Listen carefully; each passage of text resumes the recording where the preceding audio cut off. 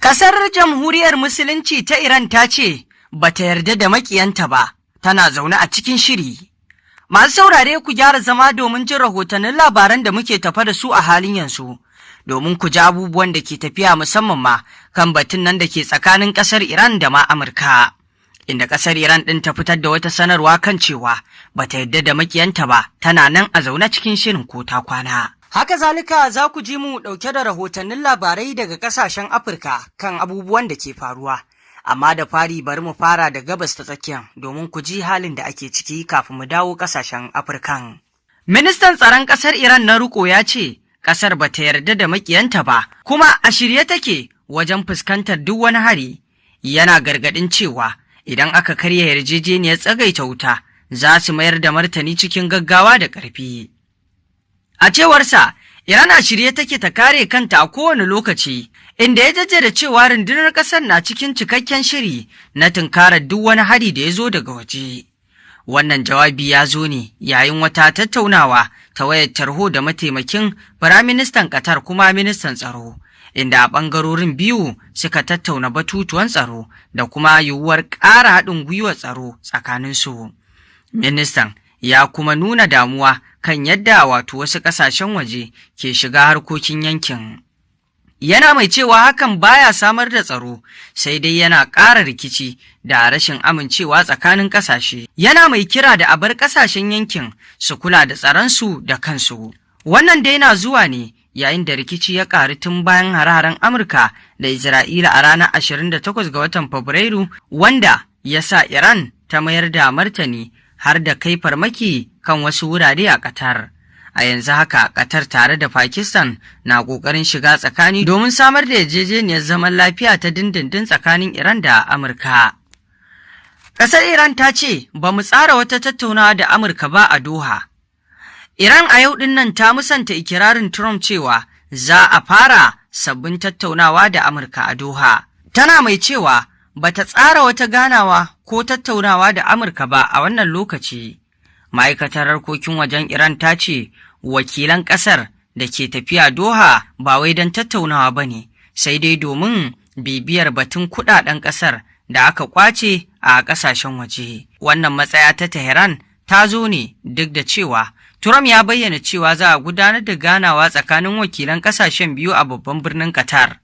Sai dai jami'an Iran sun musanta wannan batu, suna jaddada cewa babu wani shiri na ganawa ko tattaunawa da suka shirya yi da Amurka a kwanaki masu zuwa. A wani ɓangare, shugaban Iran Masoud Pezeshkian ya ce kimanin dala biliyan 6 daga cikin biliyan 12 na kuɗaɗen Iran da aka ƙwace za su sake dawowa da su hannun gwamnati nan ba da jimawa ba. Ya ce ana ci gaba da bin matakan da suka dace domin ganin an saki kuɗaɗen, wanda ake ganin zai taimaka wajen ƙarfafa tattalin arzikin ƙasar. Haka kuma Iran ta yi martani ga bayanan da shugaban Faransa Emmanuel Macron ya yi, inda ta jaddada cewa ita kaɗai ce ke da ikon gudanar da harkokin mashigar Hormuz. To yanzu kuma idan muka dawo zuwa ga ƙasashen Afirka za ku ji cewa ambaliyar ruwa ta kashe mutane 13 a ƙasar Ghana. Aƙalla mutane 13 ne suka mutu sakamakon ambaliyar ruwa da ta afku a babban birnin Ghana, Accra. Bayan ruwan sama mai ƙarfi da aka yi a ranar Litinin ɗinnan ta jiya, ambaliyar ta kuma lalata gidaje da kadarori da dama. Hukumar kashe gobara ta ƙasar ta ce ana fargabar yawan mutanen da suka mutu na iya ƙaruwa yayin da ake ci gaba da aikin ceto na waɗanda abin ya ritsa da su.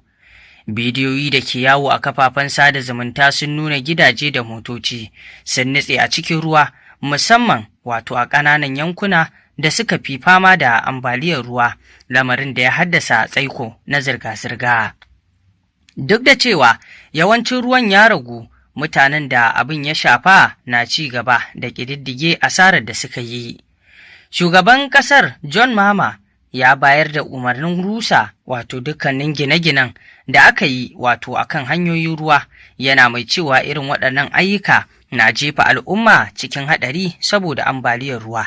Ruwa idan aka tare masa hanya to fa sai ya nemo ruwa kansa.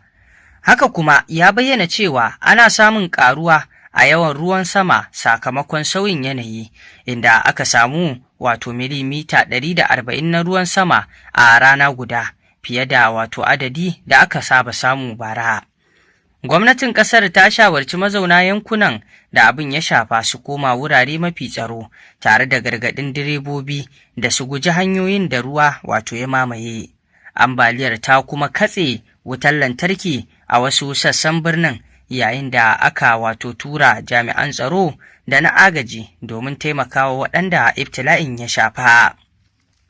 A ɗaya rahoton kuwa za a yi sauye-sauye a tsarin wato NYSC na bautar ƙasa a Najeriya.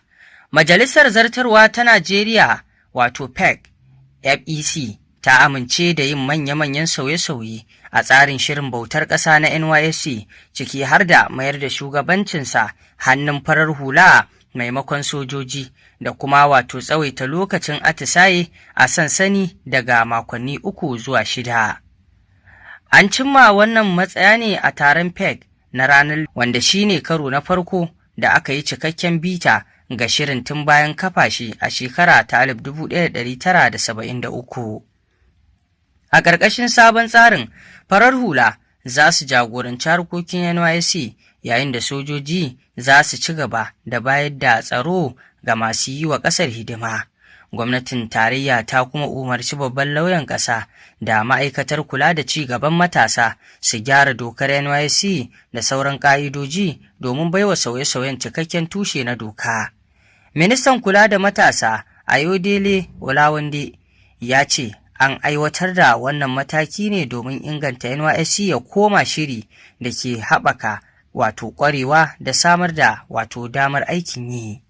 Ya ƙara da cewa za a bullo da tsarin kiran masu yi wa ƙasa hidima da tura su bisa la'akari da tsaro, tare da mai da hankali kan koyar da shugabanci da kasuwanci da wato ƙwarewar zamani. Haka zalika, idan muka tafi zuwa ɗaya rahoton kuwa za ku ji cewa an fara zanga-zangar kyamar baƙi a Afirka ta Kudu bayan cikar wa'adi. An fara zanga-zangar kyamar baƙi a sassa daban-daban na Afirka ta Kudu, lamarin da ya sa aka jibge jami'an tsaro saboda fargabar rikice-rikice. Shugaban Cyril Ramaphosa ya buƙaci masu zanga-zangar su guji tashin hankali, yana mai jaddada cewa dole ne a gudanar da zanga-zanga cikin lumana ba tare da tsoratarwa. Zanga-zangar na da alaƙa da wa'adin da wasu ƙungiyoyi suka baiwa baƙin da ba su yi rijistar zaman cikin ƙasar ba da su fice. Hakan ya sa mutane da dama suka fara tserewa saboda tsoron hare-hare, yayin da hukumomi suka ce an riga an mayar da sama da mutum 25,000 ƙasashensu, yawancinsu daga wasu ƙasashen na Afirka. To masu saurare, ƙarshen rahotannin labaran kenan. Ku ci gaba da bibiyar mu domin samun rahotannin labarai kan abubuwan da ke faruwa a duniya baki ɗaya. Mun gode.